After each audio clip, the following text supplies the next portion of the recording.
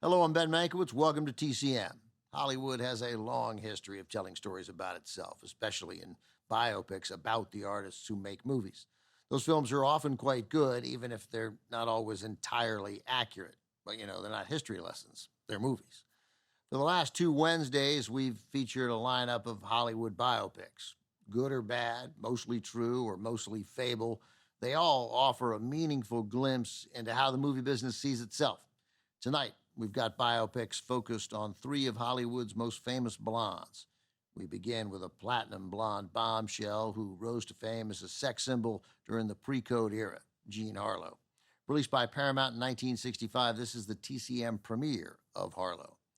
Carol Baker stars as Jean Harlow, whose path to stardom is not a straight line. Harlow struggles to catch her showbiz break. Hollywood is crawling with sleazy studio types trying to steer her toward the casting couch.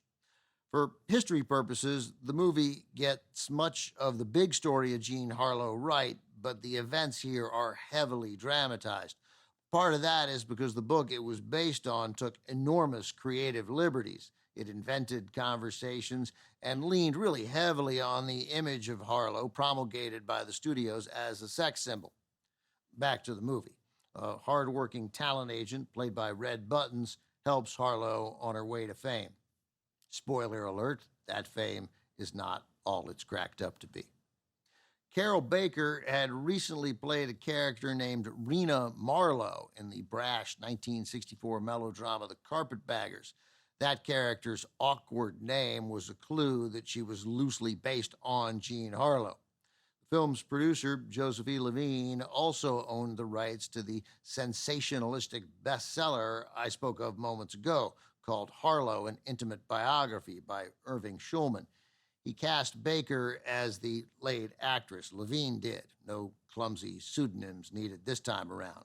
Levine then staged an elaborate media event for journalists on the Queen Mary to hype the upcoming production. Soon after, the production kicked off the filming of Harlow with an opulent breakfast at Paramount, plying some 250 media types with champagne and caviar. Baker then showed up at the event in a 1931 Cadillac convertible, accompanied by Russian wolfhounds. Levine apparently wasn't concerned with setting a high bar for the movie to meet. The men in Harlow's life are played in the film by Leslie Nielsen, Peter Lawford, and Mike Connors. Harlow's mother, a significant figure in her life, is played by Angela Lansbury, who was only about 5.5 years older than Baker. 1965, directed by studio vet Gordon Douglas. Harlow.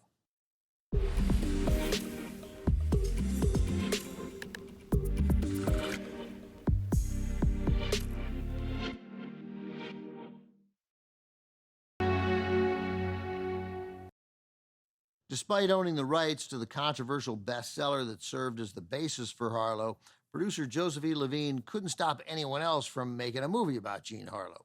Her story was in the public domain, and renewed interest in the long-dead actress was sky high thanks to the book.